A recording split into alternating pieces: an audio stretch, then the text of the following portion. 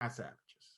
But I want to say, not to get into the whole debate, because I do respect your choice. I'm not a liberal. I respect the autonomy of your body. I respect your right to make a decision, whether it's a good decision or a bad decision. But he is a punk ass bitch because he couldn't stand up there and say, no comment, or it's my choice, or none of your business. He misled them on purpose because A, you have not been immunized, sir. That you have not been immunized. I don't know what kind of whack job shit you got, but you have not been immunized because you called Joe Rogan. B, you have not been wearing a mask to the press conferences, which you're required to do. You have not followed protocols. You know why you don't wear a mask to the press conferences? Because you want everybody to think that you were vaccinated, bitch. So that's why you're a punk ass bitch. I'm not even going to go because we got too many people that are all stars and listen to this podcast that believe in that fake science. So I'm not even going to go there with you because I don't want to have that fruitless argument. But what I'm saying is that you're a PAB because you tried to hide it like a little bitch instead of manning up like Cousins and manning up like Wentz saying, I ain't going to take the shit. Judge me if you want.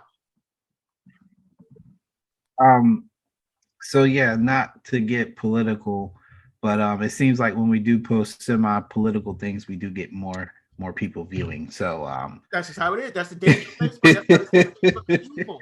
Like I put this thing with Rodgers, and it's like millions and millions of people. Just the one article, the one post where I quoted him saying, "The right is going to champion me, the left is going to cancel me. I don't give a shit about either. And politics is a total sham. I'm not going on Fox News, just like I'm not going on CNN." And people are like, "Oh, that's great. That sounds great." But you're still saying bullshit stuff, Aaron. You're still saying bullshit stuff. You talk about doing your own research. You call Joe Rogan. Pat McAfee is laughing at you. Pat was cracking up. You refuse to listen to the NFL doctors, what they had to say. You went off and do your own shit. I don't want to go into a rant about doing your own research and all that shit, but I gave my reasons why I think he's a punk ass bitch. And like I've been saying as well, look, in this one aspect, I'm definitely old school. Stand on what you mean. Stand on what you say and mean what you say. Yeah. So if you don't want to take it, just don't take it. Like, just say you're not going to take it. That's literally what everybody else has been doing. It's not necessarily his fault for the way he misled people and people not picking up on the verbiage. I mean, it's two different meanings. They just made the assumption, and I get that, but that's passive aggressive to me. And I still, and that's what I'm saying. If he didn't know what he was doing, he would wear the mask to the press conferences, which he's required to do. He didn't wear them because he wants to mislead people.